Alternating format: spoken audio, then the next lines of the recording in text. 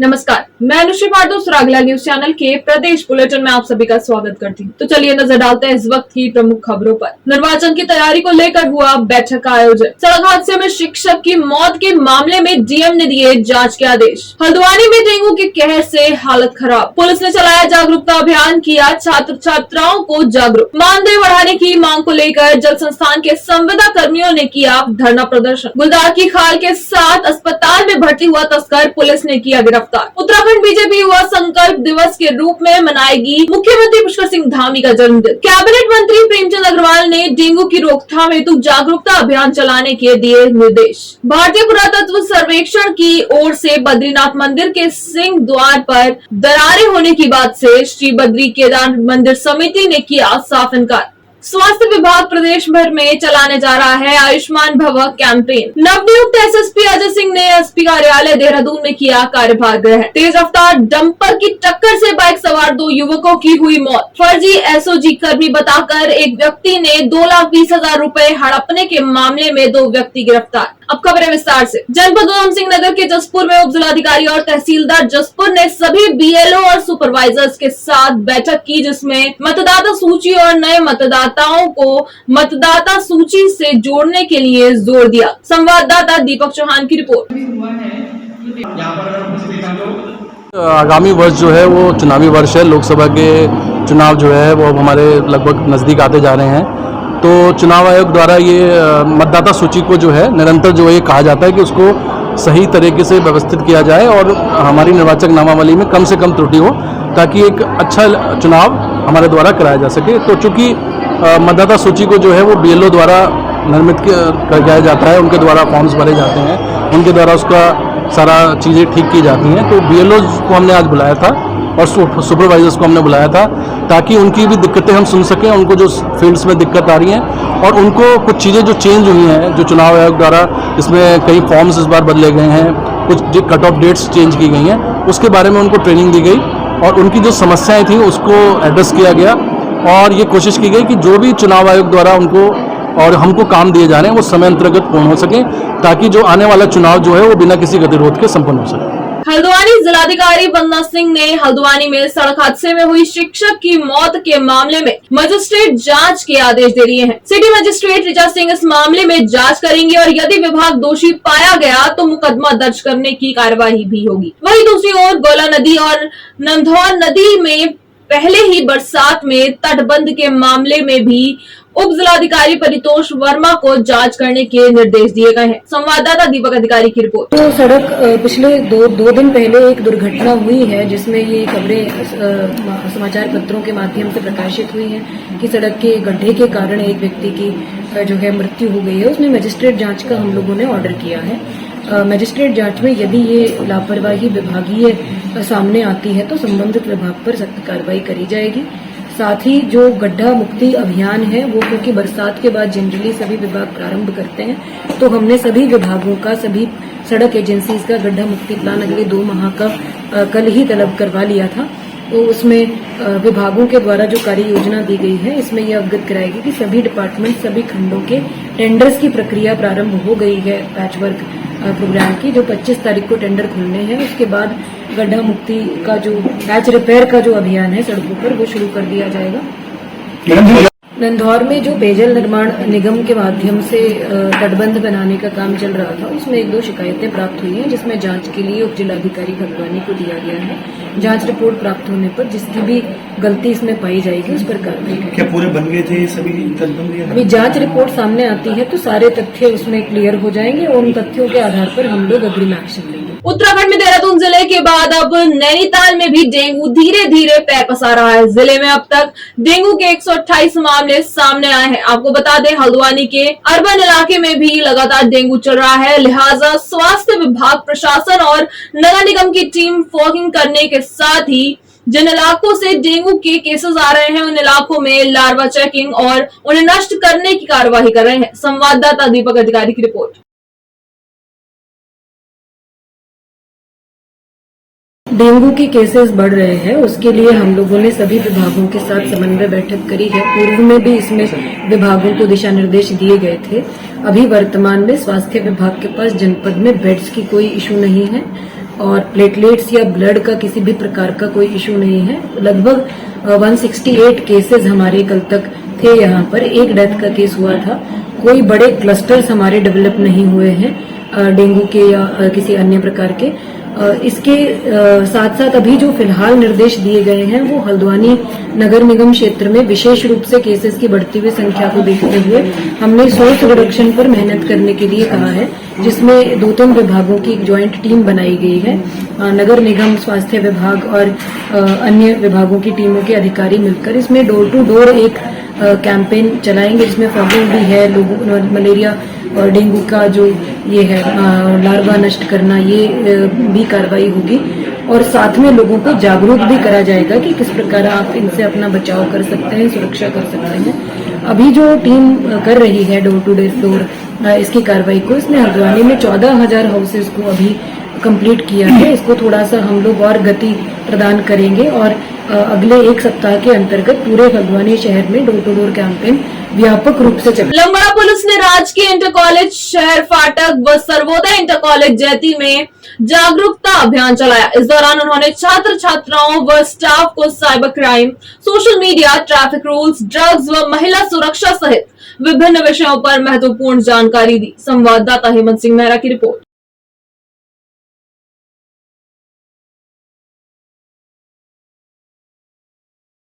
उत्तराखंड जल संस्थान संविदा श्रमिक संघ कुमाऊं मंडल के आह्वान पर हल्द्वानी जल संस्थान परिसर में संविदा कर्मचारियों ने 1 दिवसीय धरना प्रदर्शन किया। इस दौरान संविदा कर्मचारियों में सरकार और प्रशासन के खिलाफ काफी रोष देखने को मिला। वक्ताओं ने कहा कि 20-25 वर्षों से जल संस्थान में सेवा देते आ रहे हैं, पर आज तक सम्मानजनक मानदेय नहीं मिला है। संवाददाता दीपक अधिकारी की रिपोर्ट।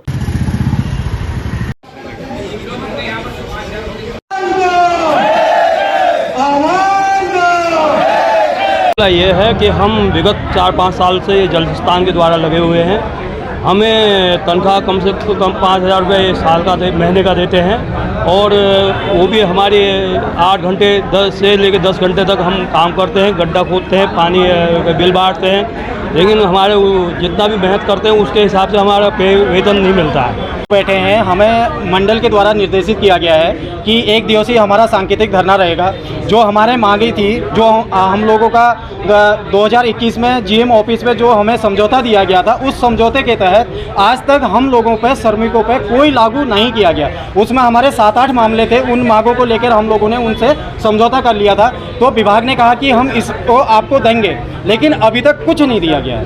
तो उसको चलते हुए मंडल ने 1 दिवसीय धरना, सांकेतिक धरने के लिए निर्णय लिया। अभी हमारी 11 शाखाएं हमारी पूरे कुमाऊं मंडल में है, जो अभी सभी बैठे हुए हैं अपनी अपनी शाखा पर। आपको ये बताना चाहता हूं कि 20-25 वर्षों से लगातार कार्यरत कर्मचारी जो उत्तराखंड जल संस्थान में आउटसोर्सिंग के माध्यम से उनको आज वेतन 8 से 9,000 रुपये का भुगतान किया जाता है। आज पर्यंत इन कर्मचारियों का अभी तक घर परिवार का भरण पोषण नहीं होता है। हमने कई बार शासन प्रशासन को सूचना से लिखित और मौखिक वार्ताएं की हैं। आज पर्यंत हमारे कर्मचारियों के लिए कोई हित लाभ नहीं दिया गया है, जिसमें हमने भीमताल में धरना दिया था और उसके बाद आज 2 साल हो चुके हैं।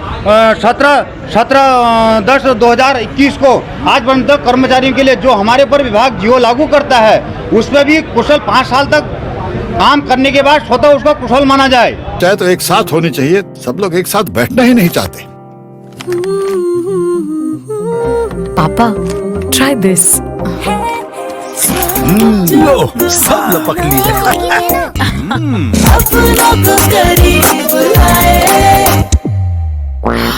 ये क्या हाल कर दिया है रूम का? बस कल से चाय? कल से चाय मेरे रूम में। देवर पान नमकीन। बीते दिनों नैनीताल जनपद में 2 आरोपियों को पकड़ा गया। आपको बता दें, जहां एक और एसओजी एवं मुखानी पुलिस ने 2 गुलदारों के खाल के साथ एक व्यक्ति को गिरफ्तार करने में सफलता हासिल की, तो वहीं दूसरे मामले में कोऑपरेटिव सोसाइटी के नाम पर जनता से करोड़ों रुपए की ठगी करने वाले कंपनी के डायरेक्टर को गिरफ्तार किया गया है, जो शहर में विजन सोशल सोसाइटी और विदित अक्षय विजन निधि लिमिटेड नाम से 2 कोऑपरेटिव सोसाइटी का संचालन कर रहा था। संवाददाता दीपक अधिकारी की रिपोर्ट। जो वाइल्ड लाइफ प्रोटेक्शन एक्ट है, उसके तहत मुकदमा पंजीकृत कर हमारी जो एसओजी की टीम है उनके द्वारा ये वन्य जीव जो तस्कर है उसकी गिरफ्तारी की गई है और उसकी कब्जे से हमने 2 गुलदार की खाल जो है वो बरामद किया है। और एसओजी की जो टीम है वो अब आगे इसमें पूछताछ कर रही है कि ये गुलदार जो है इसका शिकार कहाँ पर हुआ और कौन लोग इस सारे जो अपराध है उसमें सम्मिलित है। जो हमारी टीम ने एसओजी की जो टीम ने तस्कर की गिरफ्तारी की है उसके लिए उसको 2,500 रुपए का इनाम दिया गया है। जो दूसरा प्रकरण है वो पैसे के फ्रॉड के रिगार्डिंग है। हल्द्वानी कोतवाली में एक मुकदमा पंजीकृत हुआ था जिसमें कुछ लोगों ने सोसाइटी खोलकर जो लोकल यहाँ के निवेशक थे उनका पैसा हड़पने का प्रयास किया गया है और इसमें लगभग 3,000 के आसपास लोग थे जिन्होंने अपना पैसा निवेश किया और उनका जो पैसा है इन लोगों ने लौटाया नहीं और ये लोग काफी लंबे समय से फरार चल रहे थे। आज हमारी हल्द्वानी जो कोतवाली की टीम है उन्होंने अभियुक्तों को गिरफ्तार किया और ये अभियुक्त गिरफ्तार करके आज उसको न्यायालय भेजा जा रहा है। इसमें जो बाकी अभियुक्त हैं उनकी गिरफ्तारी का भी हम प्रयास करें। उत्तराखंड बीजेपी मुख्यमंत्री पुष्कर सिंह धामी के जन्मदिन को युवा संकल्प दिवस के रूप में मनाने जा रही है। 16 सितंबर को इसके तहत प्रदेश भर में धार्मिक व खेल कार्यक्रम आयोजित किए जाएंगे। आपको बता दें, पार्टी के प्रदेश मीडिया प्रभारी मनवीर चौहान ने बताया कि सीएम के जन्मदिन पर भजन कीर्तन, हनुमान चालीसा के साथ मैराथन दौड़ कराई जाएगी। संवाददाता सुनील राज की रिपोर्ट। भारतीय जनता पार्टी के द्वारा हमारे यशस्वी मुख्यमंत्री माननीय पुष्कर सिंह धामी जी के जन्म दिवस 16 सितंबर के शुभ अवसर पर इस दिन को प्रदेश के अंदर युवा संकल्प दिवस के रूप में मनाने जा रही है और इस अवसर पर भारतीय जनता पार्टी युवा मोर्चे के द्वारा सभी जनपद मुख्यालयों में मैराथन दौड़ का आयोजन रखा गया है और साथ ही महिला मोर्चे के द्वारा पूरे प्रदेश भर में मंदिरों में भजन कीर्तन और हनुमान चालीसा का पाठ आयोजन किया जाएगा। साथ ही इस शुभ अवसर पर 48 दिए जलाकर उनका जन्मदिन भाजपा महिला मोर्चे द्वारा मनाया जाएगा। देहरादून में डेंगू के बढ़ते मामलों को देखते हुए कैबिनेट मंत्री प्रेमचंद अग्रवाल ने डेंगू की रोकथाम के लिए जागरूकता अभियान चलाने के निर्देश दिए हैं। उन्होंने स्वास्थ्य सचिव और राजेश कुमार से वार्ता कर इसका फीडबैक भी लिया। आपको बता दें, स्वास्थ्य महानिदेशक व सीएमओ देहरादून के साथ बैठक कर डेंगू को लेकर तेजी से जन जागरूकता अभियान चलाने के निर्देश दिए गए हैं। संवाददाता सुनील राज की रिपोर्ट। देखिए, जिस प्रकार से प्रदेश के अंदर डेंगू बढ़ रहा है और सरकार उसके लिए बहुत गंभीर है, लगातार चाहे माननीय मुख्यमंत्री जी हों, चाहे माननीय स्वास्थ्य मंत्री जी हों, और आज मेरे द्वारा भी एक उनसे टेलीफोन के माध्यम से सचिव हेल्थ से मेरी बात हुई है और महानिदेशक हेल्थ और अन्य अधिकारियों को मैंने बुला के पूरे प्रदेश की और जिले की विशेष रूप से जानकारी ली है कि इसमें हम लोग किस प्रकार से और नियंत्रित हम कर सकते हैं। तो लगातार जैसे मैंने कहा कि सरकार गंभीर है, ऐसे में जो हमारे देहरादून के जो 24 ऐसे वार्ड हैं जिन पे कुछ हमें लगता है कि बहुत सेंसिटिव एरियाज हैं, उन पे हमारी टीमें जा रही हैं, लगातार उनके घर घर जाके और जागरूकता अभियान जैसा भी चला रही है। उनके लार्वा यदि उनके यहाँ कुछ ऐसे हैं तो उनको चेक कर रही है, नष्ट कर रही है। और एक हमारा यहाँ जो लोग हैं उनको इस प्रकार का एक पैम्पलेट भी हम लोग दे रहे हैं ताकि जनता में अवेयरनेस रहे। और मुझे खुशी है इस बात की कि हमारे यहाँ लगातार आज 3 दिन से चौथा दिन है, हमारे आशा वर्कर्स और एक हमारे जिला स्तरीय अधिकारी और नगर निगम से एक व्यक्ति मिला के एक टीम के रूप में वहाँ जा रहे हैं। भारतीय पुरातत्व सर्वेक्षण की ओर से बद्रीनाथ मंदिर के सिंह द्वार पर दरारें होने की बात से श्री बद्री केदार मंदिर समिति ने साफ इनकार किया है। मंदिर समिति के अध्यक्ष अजेंद्र अजय ने कहा कि सिंह द्वार पर कोई नई दरार नहीं दिख रही है और न ही मंदिर क्षेत्र में कहीं भू धसाव हो रहा है। संवाददाता सुनील राज की रिपोर्ट। बद्रीनाथ मंदिर के सिंह द्वार में कुछ हल्की दरारें थी जो बरसों पुरानी हैं और गत वर्ष हमने शासन और पुरातत्व विभाग को इस संदर्भ में अवगत कराया था। पुरातत्व विभाग ने इसका अध्ययन किया और जो दरारें हैं उन पर ग्लास की टाइल्सें लगाई गई थी जिनसे कि आकलन किया जा सके कि इन दरारों में किसी प्रकार की हलचल है या उनकी चौड़ाई बड़ी है। तो ऐसा पाया नहीं गया, लेकिन उसके बावजूद जो दरारें थी उनका ट्रीटमेंट कार्य इस वर्ष अगस्त माह में पुरातत्व विभाग द्वारा प्रारंभ किया गया और जो अभी जारी है। और वर्तमान में किसी प्रकार से कोई मंदिर को लेकर के या मंदिर परिसर को लेकर के किसी प्रकार का कोई खतरा नहीं है और न वहाँ पर भूधसाव जैसी कोई समस्या उत्पन्न हो रही है। स्वास्थ्य विभाग प्रदेश भर में आयुष्मान भव कैंपेन चलाने जा रहा है। आपको बता दें 17 सितंबर से ये कैंप प्रदेश भर में लगाया जाएगा। स्वास्थ्य मंत्री धन सिंह रावत ने बताया कि 17 तारीख से लगने वाले इस कैंप में 700 ब्लड डोनेशन कैंप लगाए जाएंगे। वहीं 2 लाख लोगों का ई पोर्टल में रजिस्ट्रेशन भी करवाया जाएगा। संवाददाता सुनील राज की रिपोर्ट। देखिए, हमारे प्रदेश में 17 तारीख से लेके और 2 अक्टूबर तक एक आयुष्मान भव कैंपेनिंग पूरे प्रदेश में चलाई जा रही है और जिसके तहत कि पूरे प्रदेश में 700 जो है ब्लड डोनेशन के कैंप लगाए जाएंगे। एक विधानसभा में 10 कैंप लगाए जाएंगे और लगभग 2 लाख लोगों को जो है ई रक्त पोर्टल में रजिस्ट्रेशन कराया जाएगा और ब्लड डोनेशन कराया जाएगा। साथ में देहदान और अंगदान पे भी एक बड़ा अभियान हम ले रहे हैं आजकल और जन जागरूकता कर इस पे कर रहे हैं। 10,000 लोगों को जो है इसके लिए प्रेरित किया जाएगा और इसके लिए आज हमने एक बड़ी बैठक भी हुई है। अभी तक लगभग सैकड़ों लोगों ने अंगदान और देहदान के लिए भी फॉर्म भर चुके हैं। 17 तारीख को इसकी भी हम राजभवन से लॉन्चिंग करने जा रहे हैं। जो भी व्यक्ति स्वेच्छा से अगर देहदान करता है या अंगदान करता है तो एक बड़ा पुण्य का काम है। तो इस पे भी 10,000 लोगों को हम अपील कर रहे हैं पूरे प्रदेश में। चाहे तो एक साथ होनी चाहिए, सब लोग एक साथ बैठना ही नहीं चाहते। पापा ट्राई दिस। लो, सब लपक लिए।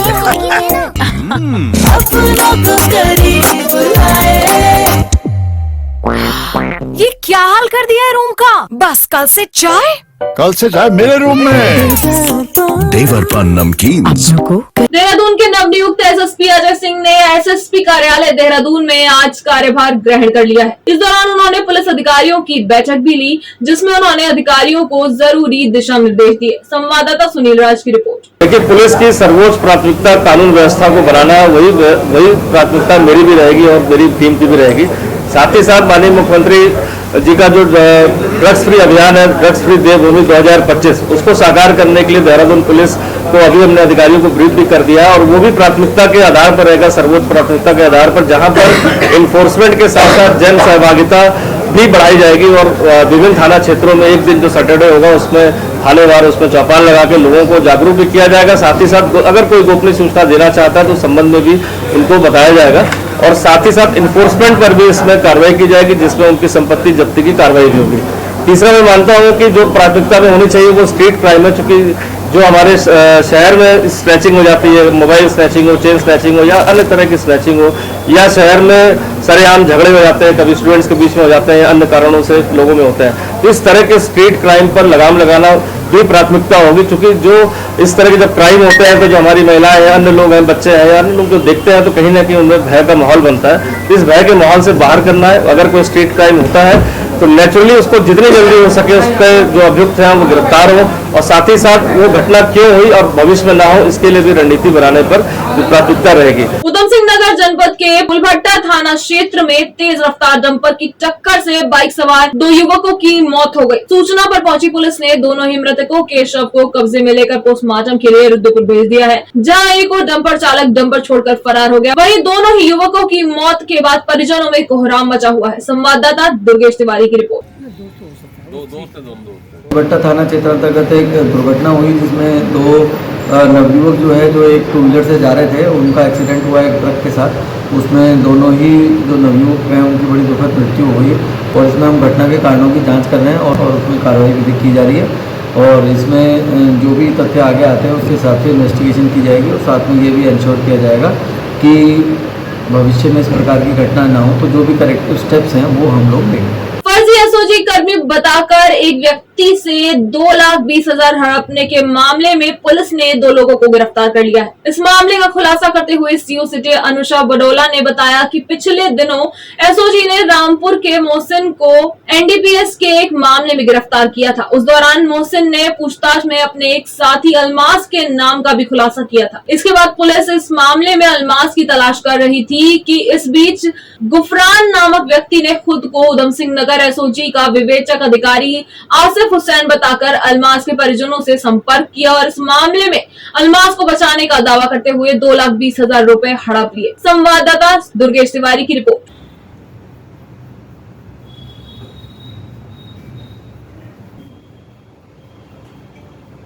देखिए, हमें एक मैटर संज्ञान में आया जिसमें ये बताया गया कि कुछ लड़के जो हैं वो एसओजी का बन के किसी एक आदमी को एक केस में हटाने के लिए कुछ पैसों की डिमांड कर रहे थे। तो इस पर बहुत ही त्वरित कार्रवाई करते हुए रुद्रपुर थाने में एसएसआई कमाल हसन के अंदर टीम गठित की गई और इसमें ये हुआ कि बहुत ही जल्दी अरेस्टिंग हो गई। 2 दिन के अंदर अरेस्टिंग हो गई है। 2 लड़कों की अरेस्टिंग हुई है जिसमें एक का नाम है गुफरान और एक का नाम है अलीम। तो दोनों को 49,000 रुपीज़ के साथ पकड़ा गया है। कितने रुपये लिए गए? इनके द्वारा बताया तो जा रहा था ज़्यादा, बट अभी जो रिकवरी हुई है वो 50,000 की हुई है। किस समय में लिए गए थे पैसे, क्या बता रहे? यही बता के वो ये कह रहे थे कि हम लोग एसओजी के हैं, नकली पुलिस वाले बन के इन्होंने ये पैसे की डिमांड की कि क्योंकि तुम्हारे रिश्तेदार के ऊपर ऑलरेडी एक केस चल रहा है, उसे हटवा देंगे हम और उसे जेल भेजने से बचा देंगे। तो उसके एवज में इन्होंने पैसे की डिमांड की थी उनसे। आज के लिए बस इतना ही। प्रदेश से जुड़ी सभी खबरों को जानने के लिए जुड़े रहिए सुरागला न्यूज चैनल से। धन्यवाद।